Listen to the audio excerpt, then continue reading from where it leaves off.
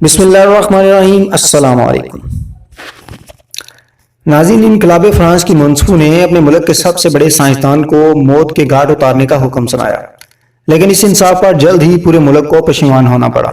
2 سال بعد ہی فرانس کی حکومت نے مرحوم سائنسدان کا پوری شان سے دوبارہ جنازہ نکالنے کا اہتمام کیا اور اس موقع پر اس کی تعریف اور احترام میں کوئی کسر نہ چھوڑی۔ ناظرین، آج ہم اس ویڈیو میں جدید کیمیا کے بانی انتونی لیوزیر کے بارے میں بات کریں گے۔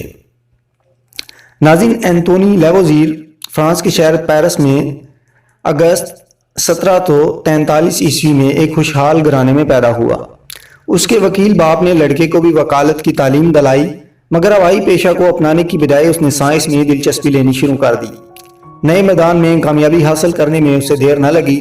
22 سال کی عمر میں اس نے فرانس کی سائنس اکادمی کو پیرس کی گلیوں میں بجلی لگوانے کے مسئلہ پر ایک انعامی مقابلہ کے لیے ایک منصوبہ بھیجا، جس پر اسے سونے کا ایک تمغہ ملا۔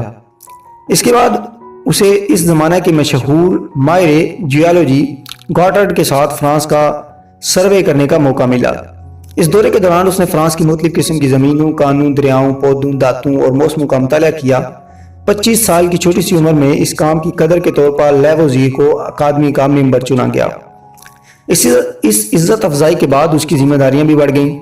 اکادمی کے ممبر کے طور پر اس نے 20 قسم کے مسائل پر کھوج کی، جن میں پیرس میں پانی کی بہم رسانی، فاسفورس کی کشید، لاوا کا ٹمپریچر ماپنا، پیرس کی نالیوں کی بدبو دور کرنا، کیڑے مکوڑوں کے سانس لینے کا طریقہ، بارود کی بناوٹ، لوہے کو زنگ لگنا، سبزی کے بیجوں سے تیل نکالنا، کپڑے کے داغ دور کرنا، جہازوں میں صاف پانی کا ذخیرہ کرنا، رنگوں کی تھیوری وغیرہ۔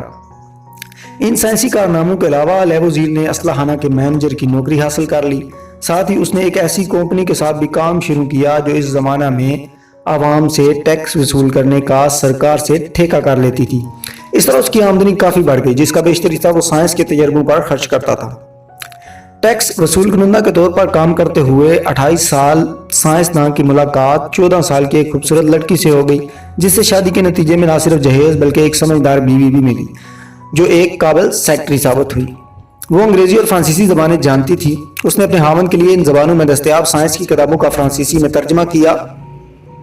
اسلحہ خانے کے اندر ہی لیوزیر نے اپنی تجربہ گاہ قائم کی، جسے اس نے زمانے کی قیمتی سے قیمتی آلوں سے لیس کیا اور جہاں بہترین سائنسدانوں کو کام پر لگایا۔ اس تجربہ گاہ میں اس نے کیمسٹری کی سائنس کی بنیادیں رکھی۔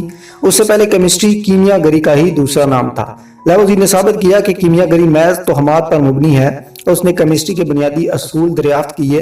کیمسٹری کے بیشتر اصطلاحات بھی اسی نے تیار کی جو آج تک زیر استعمال ہیں۔ لیوزیر نے 1789 میں کیمسٹری کی بنیادی کتاب شائع کی، جو کیمسٹری کے میدان میں اتنی مارکۃ الآراء تھی جتنی فزکس کے میدان میں نیوٹن کی کتاب۔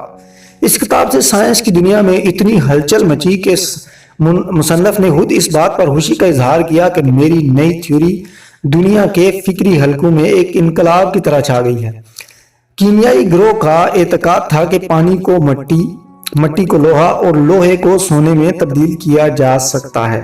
وہ آگ کو ایک الگ عنصر مانتے تھے جو ہر چیز میں موجود ہوتا ہے اور جلنے کے کام آتا ہے۔ لیوزیر نے بتایا کہ پانی، مٹی، لوہا اور سونا کی بناوٹ الگ الگ ہے، اور اس طرح اس نے کیمیا گری کی تخمات کا پردہ فاش کر دیا۔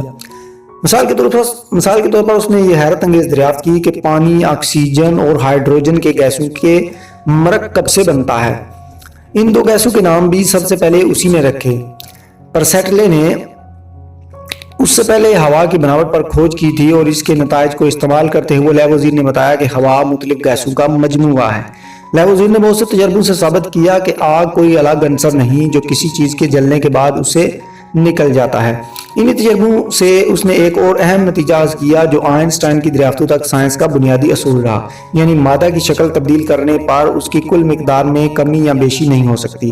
یہ بات الگ ہے کہ اس کا کچھ حصہ استعمال یا جمع نہ ہو سکے۔ لیوزیر نے ہیرے کے ٹکڑے کو جلا کر کاربن ڈائی آکسائڈ حاصل کی اور ثابت کیا کہ ہیرا اور کوئلہ دونوں کاربن کی مختلف شکلیں ہیں۔ اس نے انسانی جسم کی قوت میں ہونے والے اصولوں پر تجربے کیے۔ لیوزیر کی دلچسپیاں سائنس تک ہی محدود نہ تھیں۔ 1789 میں اسے بینک آف فرانس کا صدر بنایا گیا، جس حیثیت سے اس نے قومی اسمبلی کو افراط زر پر ایک رپورٹ دی، جس کی ماہرین اقتصادیات نے بھی تعریف کی۔ اس نے انقلاب فرانس کے بعد انقلابی حکومت کا تعلیمی ڈھانچہ بھی تجویز کیا اور ناپ تول کا اشاریہ نظام دریافت کیا۔ وہ ایک سیاسی شخصیت بھی بنا اور عارضی پارلیمنٹ میں عوام کی نمائندگی کی، جہاں اس نے اعلان کیا کہ یہ خوشی چند لوگوں تک محدود نہیں ہونی چاہیے بلکہ یہ سب کی ملکیت ہونی چاہیے۔ شہرت اور کامیابی کی اس بلندی پر پہنچنے کے بعد انقلاب فرانس کے ایک رہنما مراد کے ساتھ لیبوزیر کا سائنس کے ایک مسئلے پر جھگڑا ہو گیا۔ انقلابی رہنما سائنس کا رہنما بھی بننا چاہتا تھا۔ اس نے آگ کی بناوٹ پر ایک کتاب لکھی جس کی لیبوزیر نے تردید کی۔ اس پر بگڑ کر مراد نے اپنے اخبار میں اس کے خلاف اشتعال انگیز مضامین کا سلسلہ شروع کر دیا۔ آخر فرانس کے اس عظیم سائنسداں کو 51 سال کی عمر میں بغاوت کے جرم میں گرفتار کر کے موت کی سزا دے دی گئی۔